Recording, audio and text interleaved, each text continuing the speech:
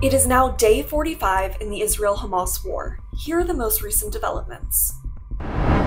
More than 11,500 Palestinians have been killed in Gaza, according to Palestinian health authorities. Another 2,700 have been reported missing, believed to be buried in rubble.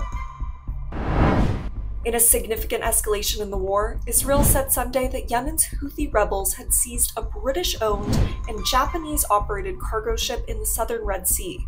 Israel described the incident as an Iranian act of terrorism, with consequences for international maritime security.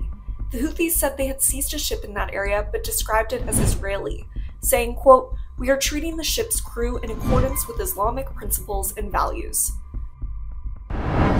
Some 1.7 million people, nearly 3/4 of Gaza's population, have been displaced. According to the UN, 900,000 people are sheltering in crowded UN-run shelters.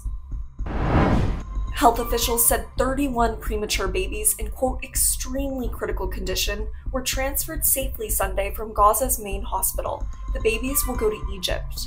Over 250 patients with severely infected wounds and other urgent conditions remain stranded in the hospital days after Israeli forces entered the compound.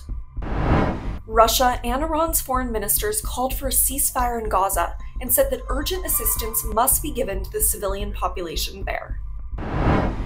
Heavy clashes were reported in a refugee camp in northern Gaza. The Commissioner General of the UN Agency for Palestinian Refugees said 24 people were killed in what witnesses described as an Israeli airstrike on UN-run schools. The UN Secretary General said he was deeply shocked that 2 UN schools were struck in less than 24 hours in the Gaza Strip, killing and injuring dozens of people, many women and children. The Israeli military, which has repeatedly called on Palestinians to leave northern Gaza, said only that its troops were active in the area with the aim of hitting terrorists. Israeli tanks were positioned around a hospital complex in northern Gaza where 12 Palestinians were killed and dozens wounded, the enclave's health ministry said today. The hospital is no longer operational, but a health ministry spokesperson said about 700 people, including medical teams and wounded, are still inside the facility. Sunday, Israel's army said it had strong evidence supporting its claims that Hamas maintains a sprawling command post inside and under the Al-Shifa hospital.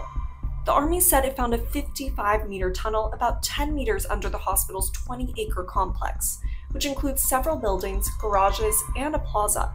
It said the tunnel included a staircase and a firing hole that could be used by snipers.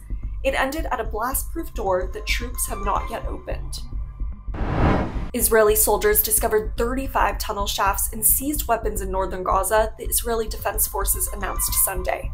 The shafts and tunnels were discovered during raids on the homes of Hamas officials in some of Gaza's more upscale neighborhoods. A number of Hamas terrorists were killed in the fighting. Israeli forces also raided a Hamas military camp where ammunition depots and 7 rocket launchers were uncovered. Israel, the United States, and Qatar, which mediates with Hamas, has been negotiating a hostage release for weeks. Israel's ambassador to the US told ABC News, quote, "We are hopeful that we can get a significant number of hostages freed in the coming days." Israel's 3-member war cabinet is to meet with representatives of the hostages' families on Monday evening. Thank you for joining us for this update. Stay tuned as we continue to bring you the latest developments in this complex and evolving situation.